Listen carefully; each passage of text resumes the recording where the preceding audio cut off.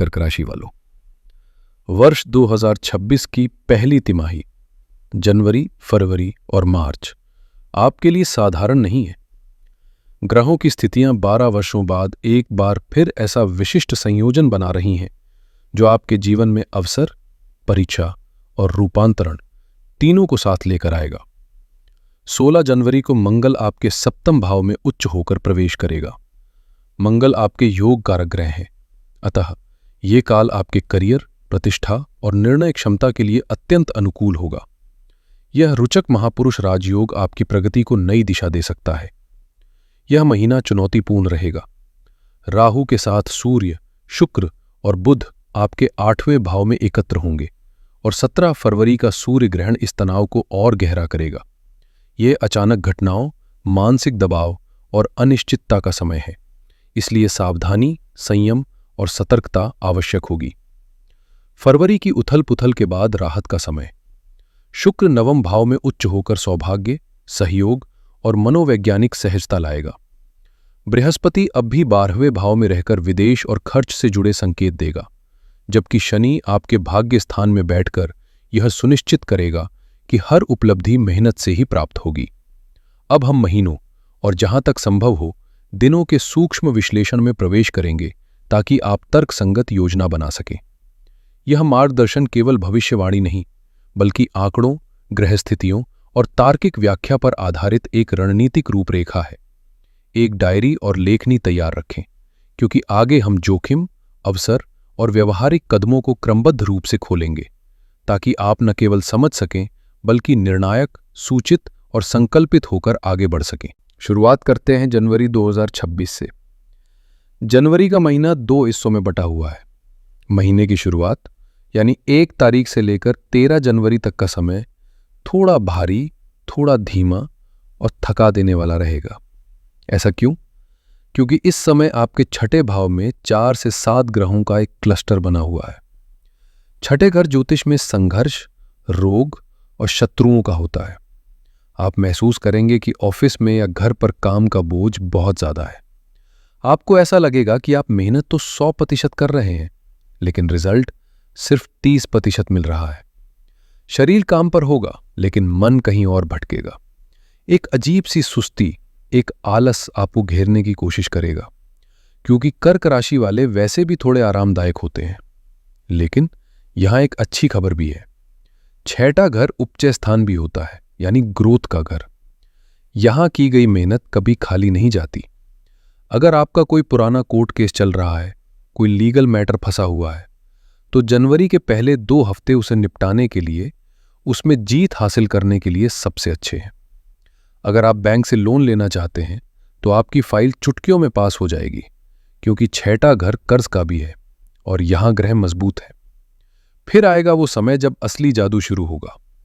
मकर संक्रांति के आसपास ब्रह्मांड का नक्शा बदल जाएगा।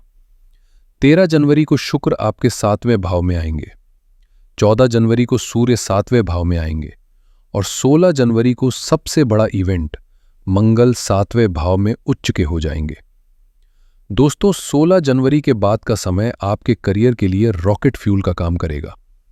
अगर आप बिजनेस करते हैं तो ये बात नोट कर लीजिए, ये समय पिछले कई सालों का सबसे बेहतरीन समय होगा। पहला घर आपका स्वभाव है। इसका मतलब है कि आप भी बहुत जल्दी गुस्से में आ जाएंगे। आपका स्वभाव थोड़ा जिद्दी और डोमिनेटिंग हो जाएगा। मेरी सलाह यह है कि जनवरी के अंत में अपनी वाणी पर बहुत कंट्रोल रखें। ऑफिस का गुस्सा, बॉस का गुस्सा घर पर जीवन साथी पर ना निकाले, वरना बना बनाया खेल बिगड़ सकता है। जनवरी आपको पावर देगा, पैसा देगा और शत्रुओं पर जीत देगा। बस आपको अपने गुस्से की एनर्जी को सही दिशा में मोड़ना सीखना होगा। अब हम प्रवेश कर रहे हैं उस जोन में जहां आपको सबसे ज्यादा संभल कर रहना है। हम बात कर रहे हैं साल के सबसे संवेदनशील महीने की, फरवरी 2026। यहां आपको बहुत बहुत ध्यान देने की जरूरत है। ये वो समय है जब आपको अपनी स्पीड कम करनी होगी। फरवरी में आपके 8वें भाव में यानी कुंभ राशि में ग्रहों की बहुत बड़ी हलचल है। 6 फरवरी को शुक्र 8वें भाव में जाकर राहु से मिलेंगे। 13 फरवरी को सूर्य भी वहीं होंगे और 17 फरवरी को वहां 8वें भाव में यानी कुंभ राशि में ग्रहों की बहुत बड़ी हलचल है। सूर्य ग्रहण लगेगा। इसके बाद 23 फरवरी को मंगल भी 8वें भाव में आ जाएंगे और 26 फरवरी को बुध वक्री हो जाएंगे। ये डेटा डराने के लिए नहीं, आपको जगाने के लिए है। ज्योतिष में 8वां घर मृत्यु तुल्य कष्ट का, रसातल का और सडन इवेंट्स का होता है। राहु यहां बेकाबू है, अपनी पूरी ताकत में है। डेटा साफ तौर पर इशारा कर रहा है आपकी सेहत को खतरा है। विशेष रूप से हड्डियों में चोट, पैरों में फ्रैक्चर या एक्सीडेंट का खतरा बहुत ज्यादा है। 8वें घर का राहु इंसान को जल्दबाज बनाता है। वो आपसे हड़बड़ी करवाएगा और यही हड़बड़ी दुर्घटना का कारण बन सकती है। अगर आपको बीपी, पाइल्स या पेट आंतों से जुड़ी कोई पुरानी बीमारी है तो वो 17 फरवरी के सूर्य ग्रहण के आसपास दोबारा उभर सकती है, रिलैप्स हो सकती है। मेरी हाथ जोड़कर विनती है, कृपया करके फरवरी में हीरो बनने की कोशिश ना करें। गाड़ी धीमी चलाएं। अगर डॉक्टर ने कोई टेस्ट कहा है तो उसे कल करा लेंगे कहकर टाले नहीं। जल्दबाजी इस महीने आपकी सबसे बड़ी दुश्मन है। रिश्तों की बात करें तो फरवरी में शुक्र और राहु की युति 8वें भाव में हो रही है। ये एक बहुत ही खतरनाक कॉम्बिनेशन है। शुक्र प्यार है और राहु धुआं या भ्रम है। ये युति ट्रस्ट इश्यूज पैदा करती है। हो सकता है आपको अपने पार्टनर पर शक हो, आपको लगे कि वो आपसे कुछ छुपा रहे हैं, या हो सकता है कोई तीसरा व्यक्ति, कोई बाहरी इंसान आपके रिश्ते में जहर घोलने की कोशिश करे। इस समय एक्स्ट्रा मैरिटल अफेयर्स, स्कैंडल या बदनामी का डर बना रहेगा। अपनी इमेज को लेकर, अपने चरित्र को लेकर बहुत सतर्क रहें। कोई भी ऐसा काम ना करें जिससे समाज में आपकी उंगली उठे। लेकिन जैसा मैंने कहा था, ज्योतिष में कुछ भी पूरी तरह बुरा नहीं होता। फरवरी में भी एक चांदी की लकीर है। 8वें घर का राहु अचानक धन भी देता है। राहु की दृष्टि आपके दूसरे भाव पर है। ये जुआ, सट्टा, लॉटरी या शेयर मार्केट से अचानक बड़ा मुनाफा दे सकता है। ऐसा पैसा जिसके लिए आपने मेहनत नहीं की थी। लेकिन सावधान, यहां एक जाल है। 26 फरवरी को बुध, जो आपकी बुद्धि का कारक है, वक्री हो जाएंगे। इसका मतलब है कि आपकी डिसीजन मेकिंग पावर कमजोर हो जाएगी। आप ओवर एक्साइटमेंट में, लालच में आकर गलत निर्णय ले सकते हैं। इसलिए नियम बना लीजिए, 26 फरवरी के बाद कोई भी बड़ा फाइनेंशियल डिसीजन नहीं लेना है। कोई भी प्रॉपर्टी का पेपर, पार्टनरशिप डीड बिना 2 बार पढ़े साइन नहीं करनी है, क्योंकि धोखा या फ्रॉड होने के योग प्रबल है। हां, अगर आप विदेश जाने के लिए वीजा का इंतजार कर रहे हैं या इमिग्रेशन का कोई काम अटका है तो विपरीत राजयोग के कारण फरवरी में आपकी फाइल अचानक क्लियर हो सकती है। विदेश जाने के लिए यह समय अच्छा है। अब मैं इस वीडियो में एक छोटा सा लेकिन बहुत महत्वपूर्ण मोड़ लेना चाहता हूं। मैं विशेष रूप से अपनी उन माताओं और बहनों से बात करना चाहता हूं जो हाउसवाइफ है, जो घर संभालती हैं, जो होम मेकर्स है। अक्सर राशिफल में आपकी बात नहीं होती, लेकिन आप घर की नींव है। मेरी माताओं बहनों, ज्योतिषीय डेटा बताता है कि ये 3 महीने आपके धैर्य और आपके मैनेजमेंट की बहुत बड़ी परीक्षा लेंगे। जनवरी का महीना आपके लिए बहुत पावरफुल है। मंगल 16 जनवरी से आपके 7वें भाव में उच्च चुके होंगे। इसका असर ये होगा कि आपके अंदर काम करने की गजब की एनर्जी होगी। जो काम महीनों से लटके थे, चाहे वो घर की सफाई हो या कोई रिपेयरिंग, आप उन्हें चुटकियों में निपटा देंगे। आप घर में एक बॉस या होम मिनिस्टर की तरह फैसले लेंगी और मजे की बात यह है कि सब आपकी बात मानेंगे भी। लेकिन ध्यान रहे, 7वां घर पति का भी है। महासूर्य और मंगल का आग वाला कॉम्बिनेशन है। इसका मतलब है कि जनवरी में आपके पति का स्वभाव थोड़ा गुस्सैल, चिड़चिड़ा या डोमिनेटिंग हो सकता है। वो छोटी छोटी बातों पर नाराज हो सकते हैं। अगर उस समय आप भी गुस्से में जवाब देंगी तो घर का माहौल युद्ध के मैदान जैसा हो जाएगा। जनवरी में मौन यानी चुप रहना आपका सबसे बड़ा हथियार है। बहस करने से बचे, समय निकल जाएगा। फिर आता है फरवरी। फरवरी में आपको सबसे ज्यादा संभल कर रहना है। राहु 8वें भाव में है और वहां सूर्य ग्रहण भी लग रहा है। ज्योतिष में 8वां घर ससुराल का होता है। राहु गलतफहमी पैदा करता है। हो सकता है आपकी सास, ननद या ससुराल पक्ष के किसी रिश्तेदार के साथ किसी बहुत छोटी बात पर कहासुनी हो जाए। पुरानी बातें, गड़े मुर्दे उखाड़े जा सकते हैं। आपको घर की राजनीति का शिकार बनाया जा सकता है। आपको बहुत कूटनीति से काम लेना होगा। इसके अलावा 8वां घर चोट चपेट का भी है। आप किचन में काम करती हैं, आग और चाकू से खेलती हैं। फरवरी में खासकर ग्रहण के आसपास किचन में काम करते समय बहुत ध्यान रखें। राहु का प्रभाव आपका ध्यान भटका सकता है, जिससे हाथ जलने या कटने का डर है। लेकिन घबराइए मत, क्योंकि जैसे ही मार्च आएगा सारी परेशानियां दूर हो जाएंगी। मार्च आपके लिए खुशियों की सौगात लाएगा। शुक्र उच्च के होकर आपके भाग्य स्थान में बैठेंगे। शुक्र 10 आपके चौथे भाव यानी घर और सुख के स्वामी हैं। ये समय आपके लिए सोना खरीदने, अपने लिए नए गहने या कपड़े लेने या घर के लिए कोई महंगी चीज जैसे फ्रिज, टीवी या फर्नीचर खरीदने के लिए बहुत शुभ है। मार्च में घर का माहौल बहुत धार्मिक और शांत रहेगा। आप परिवार के साथ किसी मंदिर या तीर्थ यात्रा पर जा सकती हैं। पति के साथ रिश्तों में वापस मिठास खुल जाएगी, जैसे कभी कुछ हुआ ही ना हो। हाउसवाइफ्स के लिए एक विशेष उपाय बता रहा हूं। फरवरी के महीने में घर के मुख्य द्वार पर रोज शाम को सरसों के तेल का दीपक जलाएं। ये घर में नेगेटिव एनर्जी और ससुराल के तनाव को घुसने नहीं देगा। चलिए अब वापस आते हैं मार्च 2026 के जनरल प्रेडिक्शन पर। कहते हैं रात जितनी गहरी होती है, सवेरा उतना ही करीब होता है।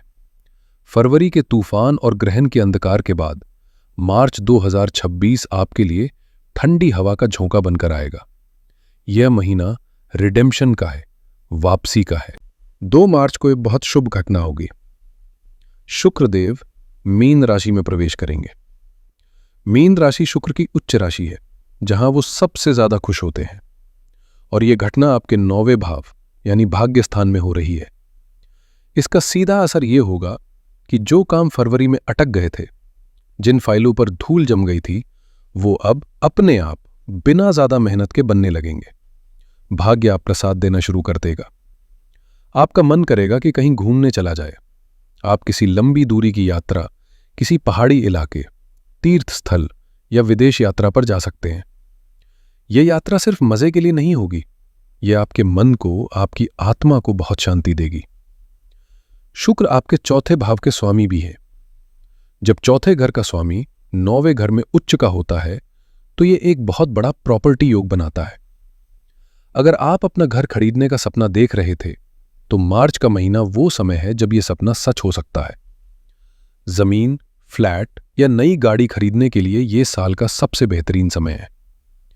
राहु की दृष्टि भी चौथे भाव पर है, जो दिखाता है कि अगर आप नया नहीं खरीद रहे, तो आप अपने पुराने घर के रिनोवेशन, पेंटिंग या इंटीरियर पर पैसा खर्च करेंगे और अपने घर को सुंदर बनाएंगे।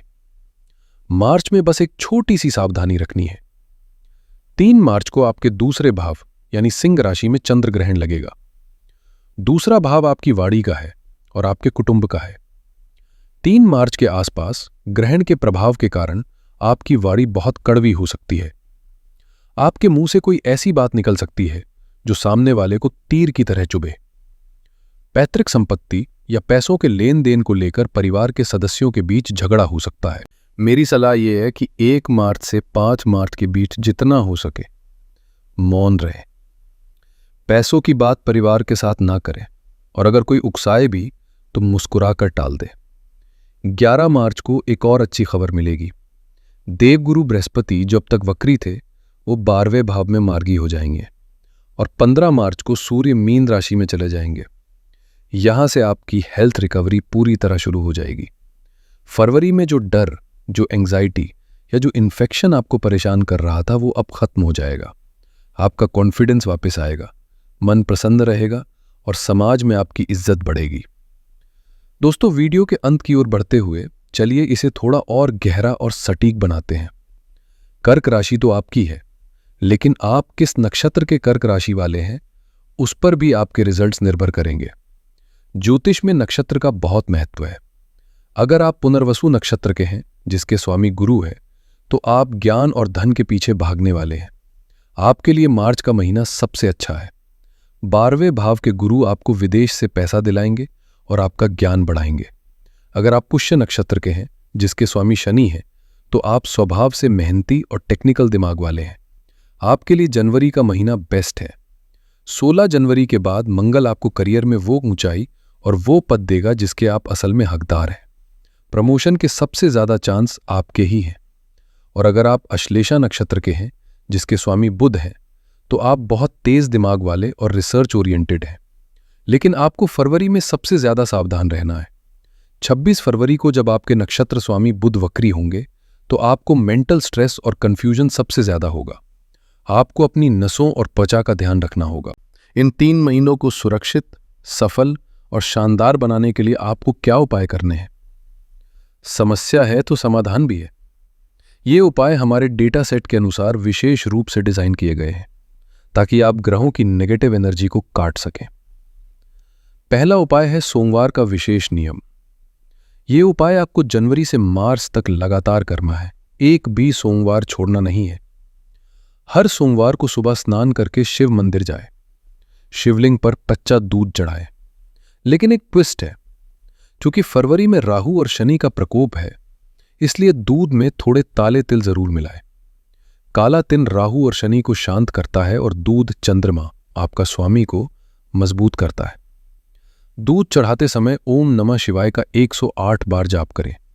यह आपका रक्षा कवच है। दूसरा उपाय है ग्रहण का दान। यह आपको सिर्फ 2 दिन करना है। 17 फरवरी को, जिस दिन सूर्य ग्रहण है, और 3 मार्च को, जिस दिन चंद्र ग्रहण है। इन दिनों पर किसी सफाई कर्मचारी को, किसी मजदूर को या किसी गरीब को कंबल दान करें। अगर कंबल नहीं दे सकते तो कोई भी नीला कपड़ा दान करें। इसके अलावा गाय को हरा चारा खिलाएं। यह दान आपके स्वास्थ्य पर आने वाली हर बला को टाल देगा। तीसरा और आखिरी उपाय है मानसिक डिटॉक्स। कर्क राशि वाले बातों को दिल में दबा लेते हैं, जिससे वो अंदर ही अंदर घुटते रहते हैं। मार्च के महीने में एक डायरी लिखना शुरू करें। रोज रात को सोने से पहले अपने दिन भर के इमोशंस, अपना गुस्सा, अपना डर उस डायरी में लिख दें। अपने मन के गुबार को बाहर निकालें। यह आपके अवचेतन मन को साफ करने के लिए सबसे जरूरी है, वरना यह तनाव बीमारी बन सकता है। तो दोस्तों, निष्कर्ष के तौर पर 2026 की ये पहली तिमाही आपको जिंदगी के कई रंग दिखाने वाली है। जनवरी में आपको राजा की तरह, एक लीडर की तरह काम करना है, अपनी ताकत को पहचानना है। फरवरी में आपको एक साधु की तरह शांत रहना है, धैर्य रखना है और तूफान के गुजरने का इंतजार करना है। और मार्च में आपको एक विजेता की तरह जीना है, खुशियां मनानी है और अपनी सफलता का आनंद लेना है। ग्रह अपना काम कर रहे हैं, वो अपनी चाल चल रहे हैं, लेकिन कर्म की लगाम आपके हाथ में। डरिए मत, बस सजग रहिए। ज्योतिष का मकसद डराना नहीं, बल्कि आने वाली बारिश से पहले आपको छाता देना है। मुझे पूरी उम्मीद है कि ये जानकारी, ये गहरा विश्लेषण आपको आने वाले समय के लिए पूरी तरह तैयार करेगा। अगर इस वीडियो ने आपको थोड़ी भी स्पष्टता दी हो, अगर आपको लगा हो कि ये बातें आपके दिल को छू रही हैं, तो इस वीडियो को लाइक जरूर करें। नीचे कमेंट्स में हर हर महादेव लिखकर अपनी हाजिरी लगाएं, क्योंकि शिव ही हैं जो काल को भी काट सकते हैं। अपने कर्क राशि वाले दोस्तों, रिश्तेदारों और परिवार के साथ इसे शेयर करें ताकि वो भी सतर्क हो सके। चैनल को सब्सक्राइब जरूर कर लें और बेल आइकन दबा दें, क्योंकि अप्रैल का राशिफल इससे भी ज्यादा धमाकेदार होने वाला है, जिसमें हम गुरु के राशि परिवर्तन की बात करेंगे। तब तक अपना और अपने परिवार का बहुत ख्याल रखें। महादेव आप पर अपनी कृपा बनाए रखें। हर हर महादेव।